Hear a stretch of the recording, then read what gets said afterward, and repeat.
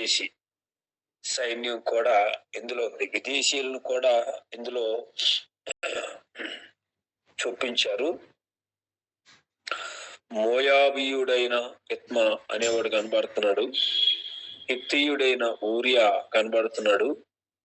తర్వాత మయక అనేటటువంటి ప్రాంతం వాళ్ళు కూడా కనబడుతూ ఉంటారు. అది సమూయేలు 2వ సమూయేలులో మనకి కనబడతారు. వాళ్ళు కొంతమంది దావీదు పక్షముగా చేరి గొప్ప రాజా భక్తిని చూపించినట్టుగా మనం చూస్తాము. అలాగే ప్రతి గోత్రముల నుండి కూడా ఇంచుమించు 10 ప్రాంతాల నుండి ఇక్కడ దావీదు దగ్గరికి యోధులు వచ్చి చేరినట్టుగా ఈ భాగంలో మనం చూస్తాం. వినబడుతుంది కదండి? బాగా వినబడుతుంది కదా? స్పష్టంగా ఉందా? చక్కగా. ఓకే. అంచేత ఈ భాగాన్ని మనం చదువుతున్నప్పుడు దావీదు రాజ్యమును స్థిరపరచడానికి తమను తాము ప్రతిష్ఠించుకున్న సైన్య సమూహం కనబడుతుంది. దావీదును వెన్నంటి ఉండడానికి, దావీదు సైన్యాన్ని నడిపించడానికి, దావీదు పక్షముగా నిలబడి రాజ్యాన్ని సుస్థిరం చేయడానికి ఈ శ్రేణులు ఉపయోగపడ్డాయి. కనుక మనం గమనిద్దాము, దావీదు రాజ్యము స్థిరపడాలి. దేవుడు వాగ్దానం చేశాడు, నీ సింహాసనం మీద ఒక రాజు ఎప్పటికీ ఉంటాడు. దావీదుకి ఇచ్చినటువంటి ప్రథమ వాగ్దానం, ప్రప్రథమంగా దేవుడు చేసినటువంటి వాగ్దానము, అది శాశ్వతమైన వాగ్దానం, శాశ్వత కాలం వరకు ఉండే వాగ్దానం. ఎప్పటికీ నీ సింహాసనం మీద ఒక రాజు ఉండక తప్పదు. నిజానికి మరి జాగ్రత్తగా చూస్తే మనం 2 రాజుల గ్రంథం కూడా పూర్తి చేసుకుని వచ్చేసేటప్పటికి ఇశ్రాయేలు రాజ్యము, యోధా రాజ్యమును మనం పరిశీలన చేస్తూ వస్తే ఇశ్రాయేలు రాజులు అందరూ కూడా చెడిపోయి పూర్తిగా అశ్షూరీయులకు లోనైపోయి కనుమరుగైపోయారు. ఇక మిగిలింది ఎవరంటే మనష్య అర్ధగోత్రము, యోధా గోత్రముతో మిగిలినటువంటి యోధా రాజ్యము బబులోనియులకి చెరగా వెళ్ళిపోయింది. పారిపోయిన వారు సొంత దేశంలోనే బానిసలుగా బ్రతుకుతున్నారు. ఈ మాట మనకు నెహెమ్యా గ్రంథం 1వ అధ్యాయంలో కనబడుతుంది. యెరూషలేము నుంచి వచ్చిన కొంతమందితో నెహెమ్యా మాట్లాడుతూ, అక్కడ తప్పించుకున్న వారు మళ్ళా వచ్చారు కదా, వాళ్ళు ఎలా ఉన్నారు అంటే వాళ్ళ బాధలన్నీ విని కాళ్ళు నిలబడలేదంట. ఒక్కసారిగా మనిషి ఫెయింట్ అయిపోయి పడిపోయి ప్రార్థన మొదలు పెట్టాడని 1వ అధ్యాయం 4వ వచనంలో మనకు కనబడుతుంది. అలాగా మరి ఈ రాజ్యము నిలబడాలి. దేవుని చిత్తం కదా. దేవుని చిత్త ప్రకారము దావీదు రాజ్యము నిత్యము ఉండాలి. దానికి సూచన ప్రాయంగా ఈ భాగాన్ని నేను జ్ఞాపకం చేసుకుంటూ ప్రతి మాటను క్రొత్త నిబంధన సంఘముతో పోలుస్తూ కొన్ని మాటలు సిద్ధం చేసుకున్నాను. వాటిని మీకు తెలియజేస్తాను. మొదటిగా దావీదు కొరకు నిలబడినటువంటి అనేక తెగల వీరులు, లేక అనేక జాతుల వీరులు, లేక గోత్రాల యొక్క వీరులు అని పెట్టుకున్నాను. అనేక మంది నిలబడ్డారు. దేని కొరకు నిలబడ్డారు అంటే దావీదు రాజ్యాన్ని సుస్థిరం చేయాలి. దావీదు కొరకు నిలబడాలి. ప్రాణాలైనా ఇచ్చి దావీదు రాజ్యాన్ని నిలబెట్టాలి. ఎందుకని అంతకు ముందున్నటువంటి రాజు వారి క్షేమాన్ని కోరలేదు.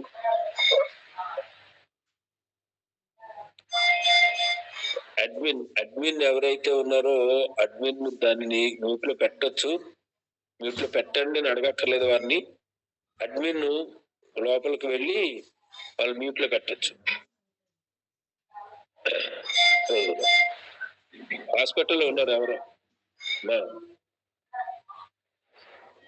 హాస్పిటల్ నుండి ఆన్ చేశారు చూడండి.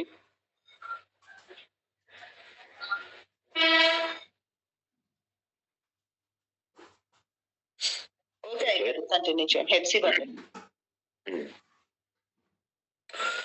ప్రియులరా, మరి దావీదు రాజ్యం సుస్థిరపరచాలి అంటే ఎంతో కొంతమంది నిలబడాలి. అది వారు డెడికేట్ చేసుకున్నారు. ముందున్న రాజు వారిని ఎవరిని లెక్క చేయలేదు, సరికదా. రాజు తమ స్వార్థానికి జీవితాన్ని ఉపయోగించుకున్నాడు, దేవుని అభిషేకాన్ని ఉపయోగించుకున్నాడు. ఏ రకమైనటువంటి రాజ్య సుస్థిరతకు అతడు పాటుపడలేదు. వ్యక్తిగత కక్షతోనూ స్వార్థపూరితమైన జీవితంతోనూ నింపబడి సొంత ఇంటినే విస్మరించినటువంటి రాజు సౌలు రాజు. సొంత ఇంటిని విస్మరించాడు. ఆ పాఠం చెప్పవలసి వస్తే ఒక్క మాట చెప్పాలి. మనకి 2వ సమూయేలు 3వ అధ్యాయాలు కనబడుతుంది కదా. దావీదు ఇంటి వారికి సౌలు ఇంటి వారికి బహుకాలము యుద్ధము జరగగా సౌలు ఇంటి వారు అంతకంతకు నీరసిల్లిపోయారు అని రాయబడు. మనం చదివాం. సౌలు చేసినటువంటి నేరం ఇంటిని మొత్తాన్ని కబళించేసింది. నాకు తెలిసి మెఫీబోషెతు, కుంటివాడైన మెఫీబోషెతు తప్ప ఇంకెవ్వరు మిగలలేదు. ప్రియదేవుని బిడ్డలారా, ఇంకెవరైనా కడాపెడ లెక్కలోనికి రాని వారు ఉన్నారేమో మనకు తెలియదు. కానీ మనకి లెక్కలోనికి వచ్చిన వాడు మెఫీబోషెతు అక్కడే ఉంది. ఇల్లంతా కూలిపోయింది అతడు చేసిన నేరానికి. దేవునికి అతడు పెట్టినటువంటి దుఃఖానికి, దేవుని పశ్చాత్తాపానికి కారణమైన సౌలు యొక్క కుటుంబం పూర్తిగా కూలిపోయింది. కానీ దావీదు ఇంటి వారు అంతకంతకు ప్రభలేను అని రాయబడు.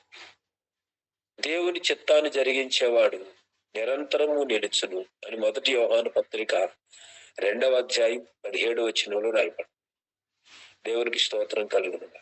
దేవుని చిత్తాన్ని జరిగించేవాడు, వాడికి ఎలాంటి బాధలు వచ్చినా, శ్రమలు వచ్చినా, శోధనలు వచ్చినా వాడు నిలబడతాడు. దేవుడే వాడిని నిలబెడతాడు. మనం ఎవరు నిలబడడానికి? ఆయనే నిలబెడతాడు. తనను తాను హెచ్చించుకున్నవాడు తగ్గించబడతాడు, తగ్గించుకున్నవాడు హెచ్చింపబడతాడు. హెచ్చించేవాడెవడు, తగ్గించేవాడెవడంటే సర్వాధికారి అని ప్రభు. కనుక ప్రియ దేవుని బిడ్డలారా, మీరు అర్థం చేసుకోండి.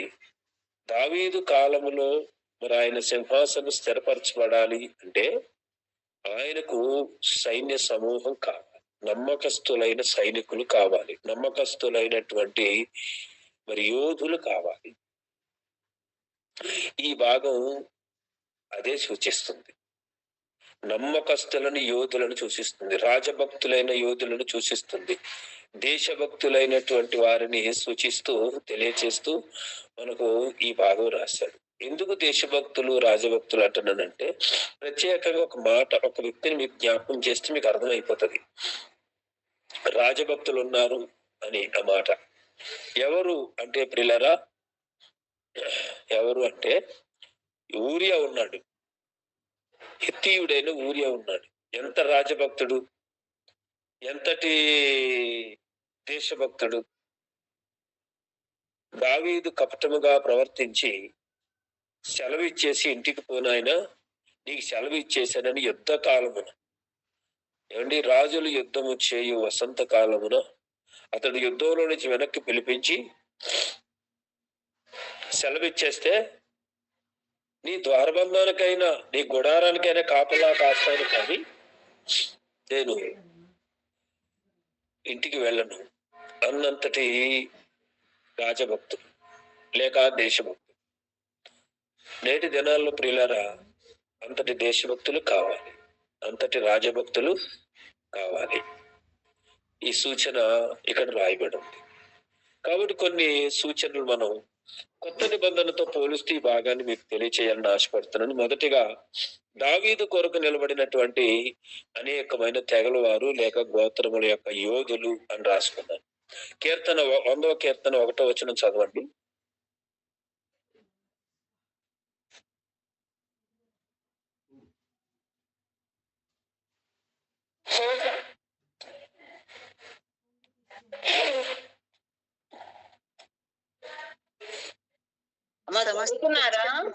సమస్త దేశములారా యెహోవాకు ఉత్సాహధ్వని చేయుడి.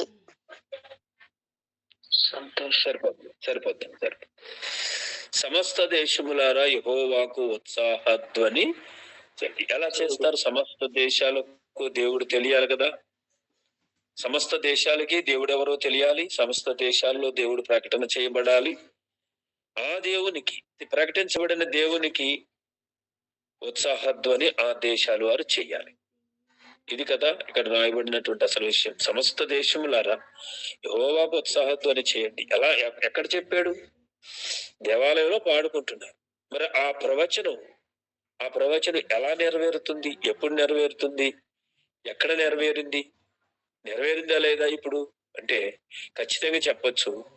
ఆ మాట కీర్తనలో రాయబడినటువంటి 100వ కీర్తనలో 1వ వచనంలో రాయబడినటువంటి ఆ మాట కొత్త నిబంధన సంఘంతో నెరవేరింది. కొత్త నిబంధన సువార్త సేవతో నెరవేరింది. ప్రియ సహోదరి సహోదరులారా, ఎలా నెరవేరింది అంటే ప్రియులారా, మత్తయి సువార్త 28వ అధ్యాయం 18, 19, 20 వచనాల్లో గ్రేట్ కమిషన్ లేక ది గ్రేట్ కమాండ్, ప్రభు ఇచ్చినటువంటి ఆ గొప్ప ఆజ్ఞ, మీరు సర్వలోకమునకు వెళ్ళి చూడండి. అయితే యేసు వారి యొద్దకు వచ్చి, పరలోకమందును భూమి మీదను నాకు సర్వాధికారము ఇయ్యబడి ఉన్నది, కాబట్టి మీరు వెళ్ళి సమస్త జనులను శిష్యులుగా చేయుడి. తండ్రి యొక్కయు కుమారుని యొక్కయు పరిశుద్ధాత్మ యొక్కయు నామములో జనులను ఎవరున్నా స్వప్న గారు ఉన్నారు కదా, చదవండి. సిస్టర్ కట్ అయినట్టుంది. అవునానయ్యా. 19 అయ్యారు. లేదా నేను చదువుతాను, టైం వేస్ట్ అవుతుంది అనుకుంటే నేను చదివేస్తాను. కాబట్టి మీరు వెళ్ళి సమస్త జనులను శిష్యులుగా చేయండి. తండ్రి యొక్క కుమారు యొక్క పరిశుద్ధాత్మ యొక్క నామములను బాప్తిస్మం. నేను ఏ సంగతులను మీకు ఆజ్ఞాపిస్తున్నా వాటన్నింటినీ కైకొలను వాటిని బోధించండి. ఇదిగో నేను యుగ సమాప్తి వరకు సదాకాలం మీతో కూడా ఉన్నాను వారితో చెప్పాను. పిల్లరా, ఇక్కడ జరిగిన విషయం ఏంటంటే, సమస్త దేశములారా దేవునికి యెహోవాకు ఉత్సాహధ్వని చెయ్యండి అన్న మాట మరి అందరూ చెయ్యాలంటే అందరికీ ఆయన దేవుడు తెలియాలి. కాబట్టి అందరికీ ఆ దేవుడు తెలియాలంటే ప్రభువైన యేసుక్రీస్తు వారి లోకానికి రావాలి, సువార్త ప్రకటించాలి, కలువరి సిలువను చనిపోవాలి, తిరిగి లేవాలి, శిష్యులకు ఈ ఆజ్ఞ ఇవ్వాలి. ఈ ఆజ్ఞను పట్టుకున్న శిష్యులు ప్రపంచమంతా చెదరి ఈ స్వార్థను ప్రకటన చేసి ఆ మహాదేవునికి స్తుతులు సమర్పించే విధంగా సంఘములు కట్టబడాలి. అలా కట్టబడి ఇప్పుడు దేవుని మహిమకు కారణమయ్యింది స్వార్థ సేవ. ఇప్పుడు ప్రతి దేశములో దేవుడు లేడు అనే దేశాల్లో కూడా ప్రభు యొక్క పరిచర్య కొనసాగుతుంది. ప్రాణాలు ఇచ్చి కూడా పరిచర్యను కొనసాగిస్తున్నారు. ప్రాణాలు లెక్క చేయకుండా దేవుని సేవ చేస్తున్నారు. సమస్త దేశాల్లో క్రీస్తుని గురించినటువంటి ఉత్సాహ ధ్వని ఉంది, క్రీస్తుని గురించినటువంటి స్వార్థ ధ్వని ఉంది. దేవుని బిడ్డలారా గమనించండి. కాబట్టి దావీదు కుమారుడును, ఏమండి, అబ్రహాము కుమారుడును దావీదు కుమారుడుని యేసుక్రీస్తు అనే లైన్ను బట్టి నేను ఈ భాగాన్ని మీకు తెలియచేస్తాను. దావీదు సింహాసనము నిత్యము నిలబడాలి. దావీదు సింహాసనం మీద కూర్చోడానికి వచ్చినటువంటి మరి వ్యక్తి శాశ్వత రాజ్యకర్త అయినటువంటి అంతము లేని రాజ్యము ఆయనదే కనుక ఆయన ఎవరు అంటే క్రీస్తు ప్రభు. మనకు అర్థం కాని విషయాలు కాదు, మనకు తెలియని విషయాలు కాదు, ఎప్పుడు వినని విషయాలు ఏమీ కాదు. సో దావీదు వెనక ఉన్నటువంటి యోధుల యొక్క సూచన ఎవరితో పోలుస్తున్నానంటే, క్రీస్తును నమ్మిన వారు, సువార్త పని చేస్తున్నటువంటి వారు ఎవరైతే ఉన్నారో భూమి మీద, వారు క్రీస్తు రాజ్య సుస్థిరత కొరకు పాటుపడుతున్నారు. పరలోక రాజ్య నిర్మాణం కొరకు, సంఘ నిర్మాణం కొరకు పాటుపడుతున్నారు. ఇదే భాగంతో నేను ఈ మాటతో ఆ భాగాన్ని పోలుస్తూ ప్రభువుని కనపరుస్తున్నాను. గలతీ పత్రిక 3వ అధ్యాయము 28వ వచనం. స్వప్న గారు మాట వినపట్లేదు, విజయ్ గారు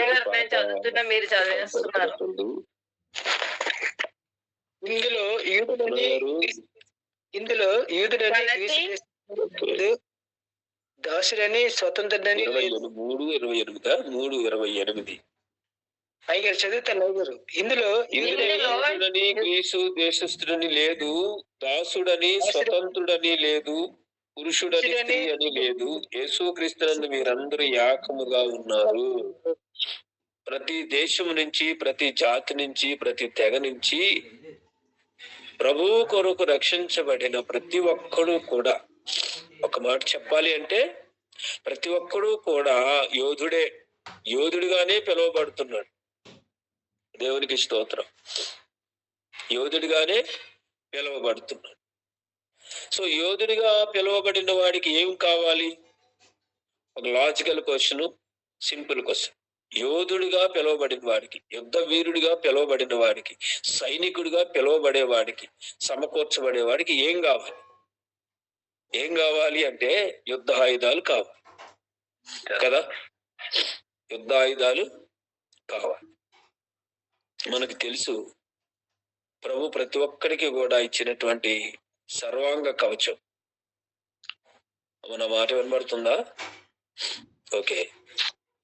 సర్వాంగ కవచం ఎఫెసీ పత్రిక 6వ అధ్యాయము 10వ వచనం నుండి 18వ వచనం వరకు ఉన్న భాగంలో సర్వాంగ కవచం ఉంది. రక్షణ అయిన శిరస్త్రాణము, నీతి అను మైమరుగు, విశ్వాసం అనే డాలు, ఆత్మ ఖడ్గం అనే వాక్యము.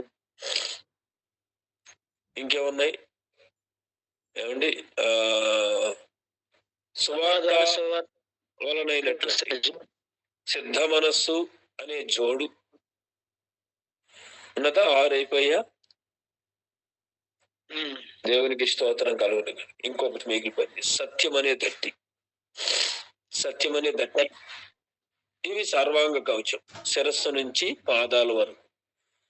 రక్షణ, నీతి, సత్యము, విశ్వాసము, ఆత్మ ఖడ్గమైన వాక్యము, సిద్ధ మనస్సుతో కూడినటువంటి చెప్పులు ధరించుకొని ప్రభు సేవ చేయడానికి, ప్రభు యొక్క యుద్ధ రంగములో, సువార్త యుద్ధ రంగములో, వాక్యమును వెదజల్లేటటువంటి పొలము అంటం కంటే కూడా ఇక్కడ యుద్ధ రంగాన్ని ఉపయోగించాడు. సైనికుడిగా మనం వెళ్ళటానికి దేవుడిచ్చిన సర్వాంగ కవచం. వీటికి మరో పేరు చూడండి. మా చదివేవారు రెడీగా ఉన్న 2వ కొరింథీ పత్రిక 10వ అధ్యాయం 4వ వచనం. 2వ కొరింథీ పత్రిక 10వ అధ్యాయము 4వ వచనం. మా యుద్ధోపకరణములు శరీర సంబంధమైనవి కావు గాని దేవుని ఎదుట దుర్గములను పడబోయే జాలినంత బలము కలవై ఉన్నవి.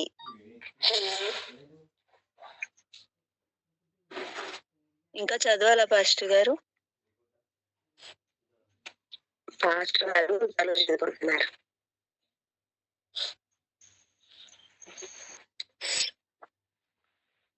హలో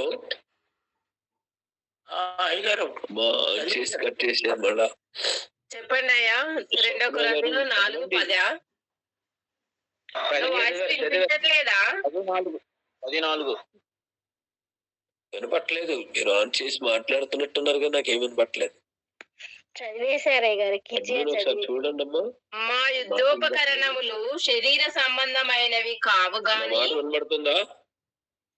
మా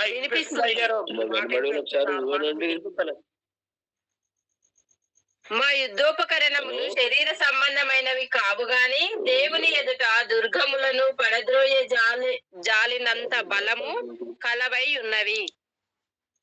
మన మాట వినబడుతుందా? మీది వినిపిస్తుందయ్యా, మాదే వినిపిస్తలేదేమో.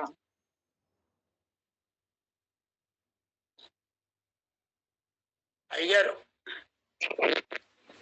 అందరూ మ్యూట్ ఆపితే అయ్యగారిది మనకు వినపడుతుంది, మనం మాట్లాడేది అయ్యగారికి వినపడుతుంది. వినబడుతుంది? నా మాట వినబడుతుందమ్మా? వినిపిస్తుందయ్యా. మరి ఎవరు మాట్లాడలేదు? నేను మాట్లాడాను, వాక్యం కూడా చదివాను, మీకే వినిపించలేదేమో నా వాయిస్. వినపడలేదు. మళ్ళీ చదవనా? మళ్ళీ చదవండి. 2 కొరింథీ 10:4.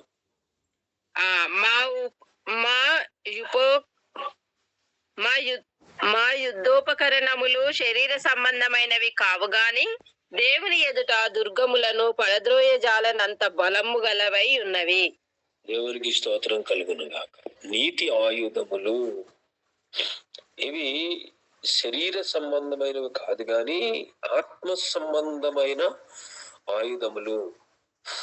మీకు అర్థం చేసుకోవాలని మాట చెప్తున్నా. దేవుని యొక్క యుద్ధ భూమిలో మనం కాలు పెట్టాము. ప్రతి ఒక్కరికి ఈ పోరాటం ఉంది. ప్రతి ఒక్కరము కూడా క్రీస్తు కొరకు మనం నిలబడాలి. క్రీస్తు కొరకు నిలబడి ఆయన రాజ్య వ్యాప్తి కొరకు పాటుపడాలి. నమ్మకమైన సైనికులుగా ఉండాలి. దేవునికి స్తోత్రం కలుగును గాక. ప్రభునందు ప్రియమైన దేవుని బిడ్డలారా, ఇంకొక మాట చూడండి. రోమాపత్రిక 13వ అధ్యాయము 11, 12 వచనాలు. మరియు మీరు కాలము నెరిగి నిద్ర మేలుకొను వేళ అయినదని తెలుసుకొని అలాగు చేయుడి. మనము విశ్వాసులమైనప్పటికంటే ఇప్పుడు రక్షణ మనకు మరి సమీపముగా ఉన్నది. ఇంకా చదవండి. 12వ వచనం కూడా చదవండి. రాత్రి చాలా గడిచి పగలు సమీపముగా ఉన్నది గనుక మనము అంధకార క్రియలను విసర్జించి తేజ సంబంధమైన యుద్ధోపకరణములు ధరించుకొందము. ఈ యుద్ధోపకరణాలు నీతి ఆయుధాలు, అంతేగా తేజస్ సంబంధమైన యుద్ధోపకరణములు మనకు కావాలి. దావీదు రాజ్యాన్ని నిలబెట్టాలంటే యోధులకు ఆయుధాలు ఎలా కావాలో క్రీస్తు రాజ్యాన్ని నిలబెట్టడానికి మనకి ఈ ఆయుధాలు తప్పనిసరిగా కావాలి. ఆయుధాలు లేకుండా బయలుదేరిపోతాను అంటే అవదు. మనకు కంపల్సరిగా మనం యోధులమై ఉండాలి, ఆయుధాలతో ఉండాలి. ఒక నిమిషం.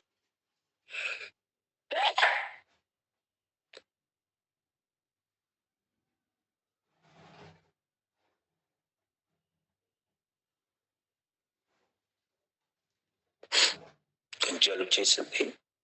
నాకు మార్నింగ్ కోల్డ్ ఉంటుంది, అందుకే వీడియో ఆన్ చేయలేను.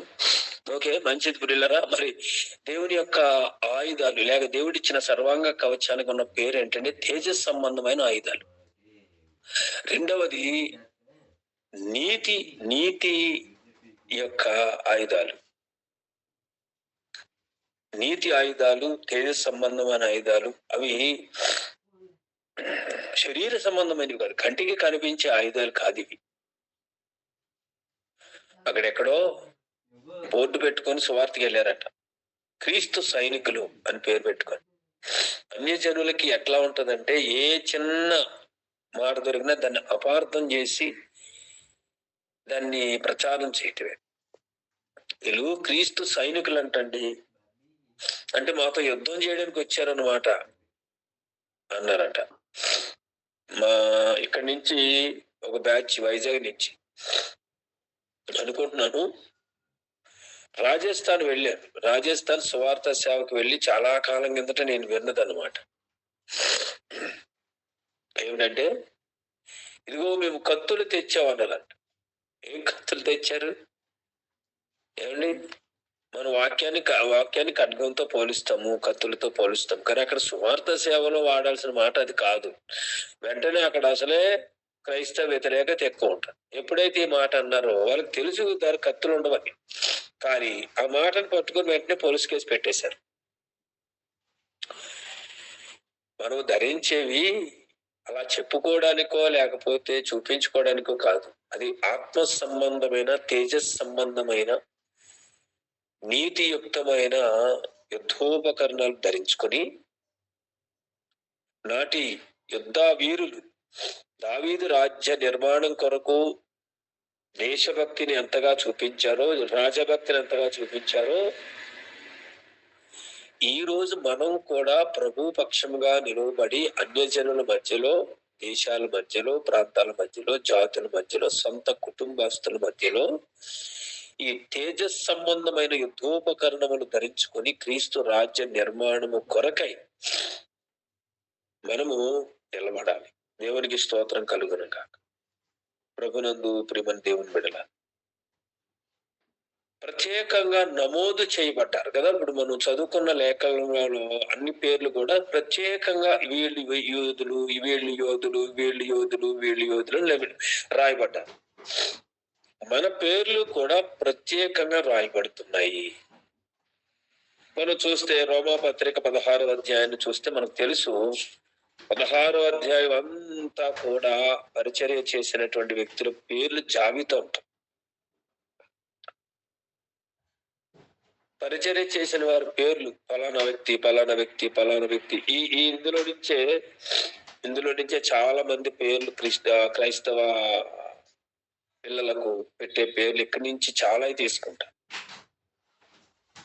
వీళ్ళందరూ ఎవరంటే విశ్వాస వీరులు, విశ్వాస యోధులు, ప్రభు కొరకు నిలబడినటువంటి వారు, ప్రభు రాజ్య నిర్మాణం కొరకు నిలబడినటువంటి వారు. వీళ్ళందరూ నీకు వందనాలు చెబుతున్నారు. సంఘములన్నీ కూడా నీకు వందనాలు చెప్తున్నాయి. మీరు ఒకరికి ఒకరు పవిత్రమైన ముద్దు పెట్టుకొని వందనాలు చెప్పుకోండి. క్రీస్తు సంఘములన్నీ వందనములు చెప్పుచున్నవి అని ఒక్క మాట, ఒక డినామినేషన్ అయిపోయింది. ఇక్కడి నుంచి వచ్చింది అది. అంతకు మించి దానికి వేరే పునాది ఏమీ లేదు. ఇది పట్టుకొని ఒక పునాది నిర్మించుకుంటాం. సరే, ఇక్కడ ఎందుకు చెప్తున్నానంటే ఒక శ్రేణి, ప్రత్యేకమైనటువంటి నామకరణం దేవుని యొక్క గ్రంథములో లిఖించబడినటువంటి వారు. ఫిలిప్పీ పత్రిక చూద్దాం. ఫిలిప్పీ పత్రిక 4వ అధ్యాయము 2-3 వచనాలు.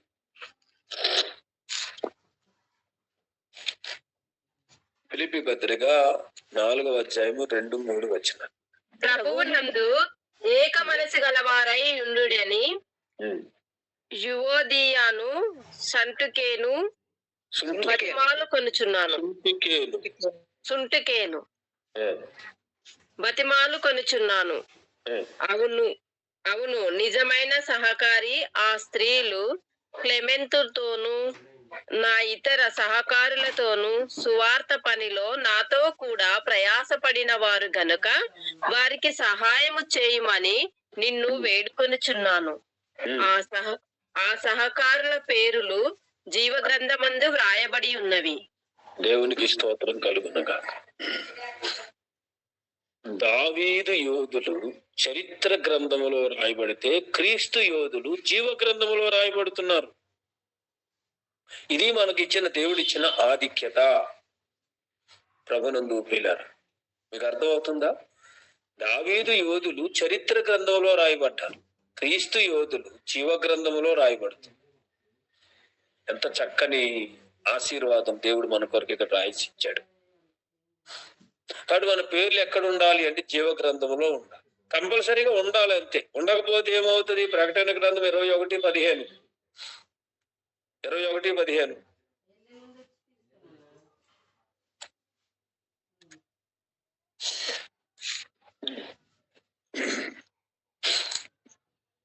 ఆ పట్టణమును దాని గుమ్మములను ప్రాకారములను కొలుచుటకై నాతో మాటలాడు వాని 21:15. అదే చదువుతున్నాను. ఓకే, చదువు. ఆ పట్టణమును దాని గుమ్మములను ప్రాకారమును కొలుచుటకై నాతో మాటలాడు వాని యొద్ద బంగారు కొలకర్ర ఉండెను. క్షమించాలి 20:15. మా ఒకళ్ళ తర్వాత ఒకళ్ళు చదవండి. ఎవని పేరైనను జీవ గ్రంథమందు రాయబడినట్టు కనబడని ఎడల వాడు అగ్నిగుండంలో పడవేయబడెను. ఓకే, 27 వచ్చిన కూడా చదవమ్మా. 21, 27. గొర్రెపిల్ల యొక్క జీవ గ్రంథమందు వ్రాయబడిన వారే దానిలో ప్రవేశింతురు గాని నిషిద్ధమైన దేదైనను అసహ్యమైన దానిని అబద్ధమైన దానిని జరిగించు వాడైనను దానిలోనికి ప్రవేశింపడు. No chance. జీవ గ్రంథంలో పేరుంటేనే లోపలికి వెళ్ళేది. ఇదేమని పెట్టారా? ఖచ్చితంగా మన పేర్లు జీవ గ్రంథంలో రాయబడతాయని నమ్ముదాం. ప్రభు కొరకు పని చేద్దాం. ప్రభు కొరకు రాజభక్తి కలిగి ఉందాం. పరలోకపు దేశభక్తి కలిగి ఉందాం. ప్రభు మనకిచ్చిన దేశంలో, ఈ దేశంలో ఉన్న దేశభక్తిని చూపుతూ దేవుని కొరకు మనం పనిచేద్దాం. దేవుని కొరకు మనం పనిచేసి దైవరాజ్యములో నమ్మకమైన వారుగా నిలబడదాం. బలా నమ్మకమైన మంచి దాసుడా. చూడండి, తిమోతికి రాసిన 2వ పత్రికలో 2వ అధ్యాయం 3వ వచనం.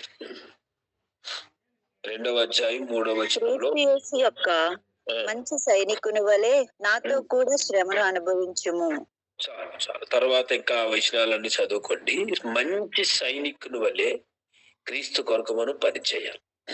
ఈ భాగంలో ఎంతకంటే నాకు ముఖ్యమైన విషయం ఏమీ కనిపించలేదు. అక్కడ పేర్లు రాయబడ్డాయి, శ్రేణులు రాయబడ్డాయి, అండ్ వరుసలు రాయబడ్డాయి, ప్రధానులు రాయబడ్డారు, పేరెన్నిక కలిగిన వారు రాయబడ్డారు.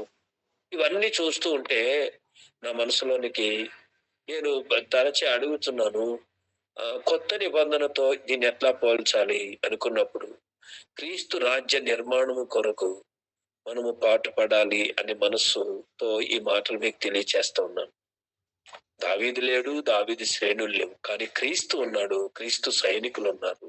వీళ్ళు ఎప్పటికీ ఉంటారు. క్రీస్తు రాజ్యం ఎప్పటికీ నాశనం కాని రాజ్యం అని. ఒకరి తర్వాత ఒకరు. ఇందులో ఇంకో మాట ఏంటంటే, విదేశీ భక్తులు కూడా దావీదు చెంత చేరి దావీదుకి నమ్మకస్తులుగా పనిచేశారు. స్వదేశీ విదేశీ అని లేదండి. దావీదు సైన్యంలో విదేశీయులు కూడా ఉన్నట్టుగా మనం చూసాము. క్రీస్తు సైన్యములో అన్ని దేశాల వారు ఉంటారని ఈ రోజున మనము నేర్చుకుంటున్నాం. ఖచ్చితంగా ఉండాలి, అది దేవుని చిత్తం. ఒక మాట చెప్పాలి అంటే, ప్రపంచమంతా చెదరగొట్టిన వాడు దేవుడే, ప్రపంచమంతా సువార్త ద్వారా సమకూర్చువాడు కూడా ఆయనే. ఎక్కడ చెదరగొట్టాడు? ప్రపంచమంతా మనుషులు ఎక్కడ చెదరగొట్టాడు? బాబేలు గోపురం దగ్గర భాషలు తారుమారు చేసి ప్రపంచం అంతా చెదరగొట్టాడు. బాబేలు గోపురానికి ముందునున్న చరిత్ర, ప్రపంచంలో జరిగినటువంటి వింతలు ప్రతి దేశంలో కూడా కథలుగా ఇప్పటికీ ఉన్నాయి. ఆ తర్వాత కాలంలో క్రీస్తు సువార్త అన్ని దేశాలకు వెళ్తుంది. మరలా ఆ సువార్త అన్ని దేశాలవన్నీ ఒక త్రాటి మీదకి తీసుకొస్తుంది. అప్పుడు దేవుని రాజ్యం సంపూర్ణం అవుతుంది.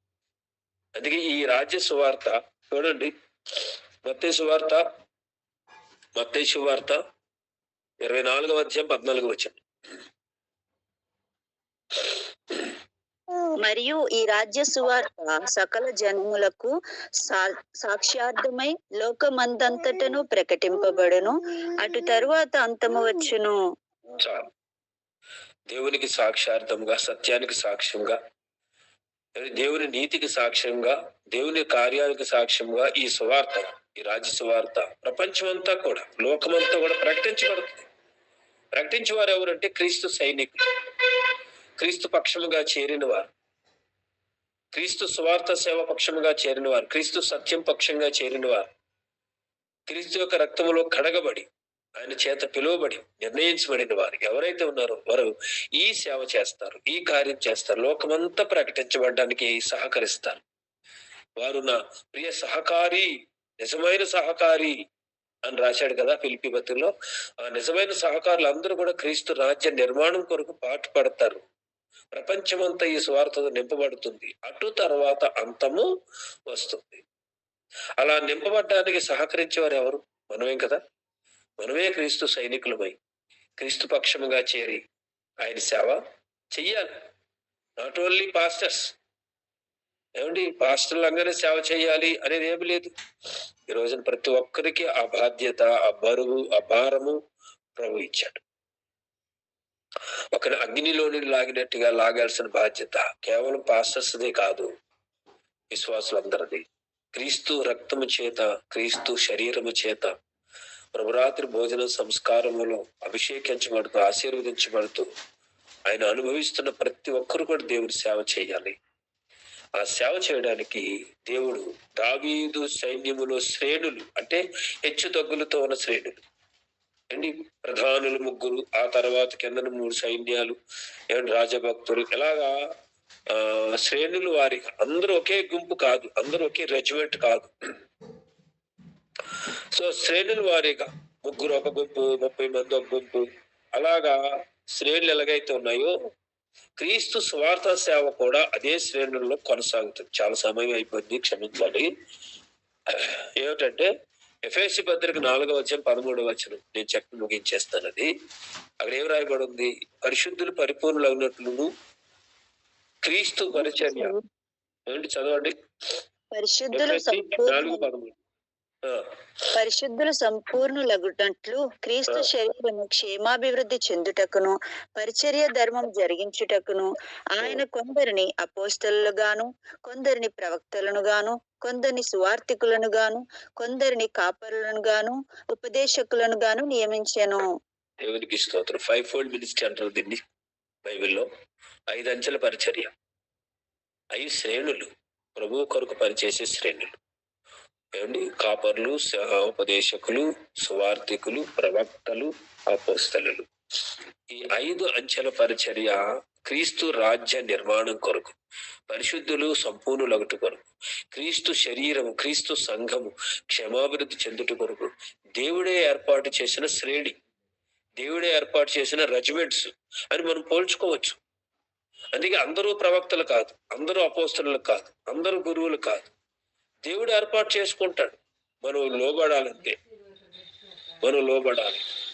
లోబడితే మన జీవితం కృతార్థం అవుతుంది. యెహోవాను నమ్ముకోండి, అప్పుడు మీరు స్థిరపరచబడతారు. ఆయన ప్రవక్తలు నమ్ముకోండి, అప్పుడు మీరు కృతార్థులు అవుతారు అని యెహోషాపాతు చెప్పాడు.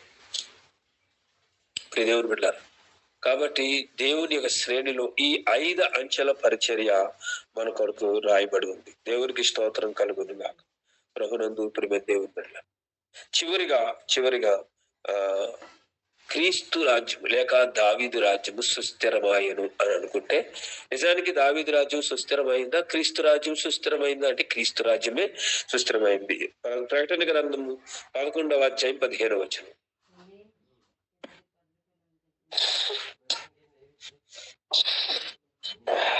ఏడవ దూత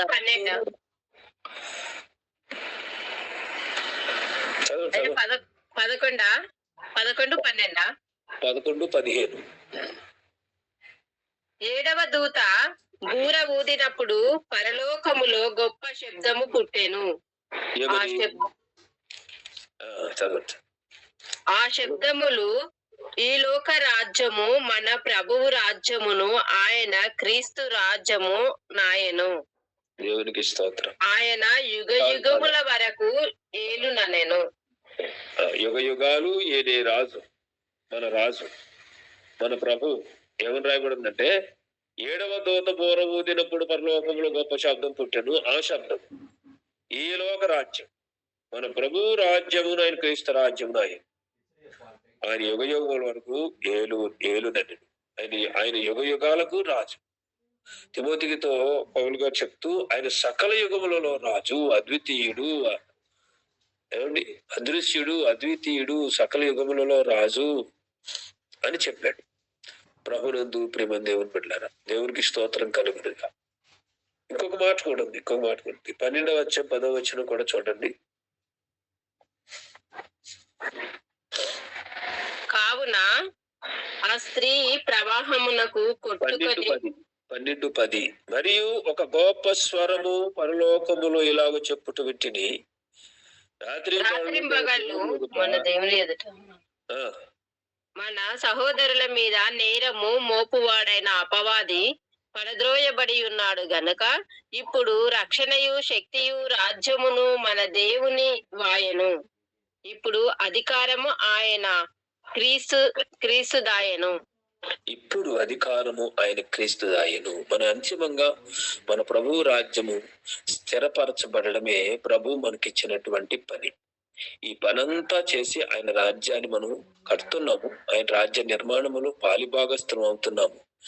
సైన్యములకు అధిపతి అయిన యెహోవా, సైన్యములకు అధిపతి అయిన ప్రభువు మనకు ముందు నడుస్తున్నాడు. మనం ఆయన సైన్యములో చేరి ఆయన వెనక ఉండి ఆయన పని చేస్తున్నాం. ఇది గొప్ప సంగతి కదా. ఇది మర్చిపోవద్దు. దావీదు చరిత్రలు అయిపోయాయి. ఇప్పుడు జరుగుతున్న ఇప్పుడు జరుగుతున్న వర్తమానంతో చరిత్రను పోల్చి మనం నేర్చుకోవాల్సిన ముఖ్యమైన పాఠం ఇది. కనుక మరి దేవుని యొక్క పాద సన్నిధిలో దావీదు పక్షముగా యూదులు నిలబడి రాజ్యాన్ని నిర్మించినట్టుగా క్రీస్తు పక్షముగా నిలబడి దేవుని రాజ్యాన్ని కట్టుటలో మన వంతు పాత్రను మనం పోషిద్దాం. మన వంతు పాత్రను మనం కొనసాగిద్దాం. దేవుని చేతిలో బలమైన సాధనాలుగా మనం వాడబడదాం. దేవుని సన్నిధిని మనము నమ్మకస్తులుగా నిలబడదాం. ఆయన ఇచ్చు సర్వాంగ కవచమును, నీతి ఆయుధములను, తేజస్ సంబంధమైన ఆయుధములు ధరించుకున్న వారమై అపవాది దుర్గములను పడద్రోయ జాలినంత శక్తిమంతులము. దేవుని బలమును బట్టి పొందుకుందాము. అతి కృప పరిశుద్ధాత్మ దేవుడు మనకు అనుగ్రహించి తన యొక్క రాజ్య నిర్మాణంలో మనందరినీ పాలి భాగస్తులను చేరుగాక. ఆమేన్. అందరికీ వందనాలు. Praise the Lord. ఆమేన్. ఎంతో చక్కగా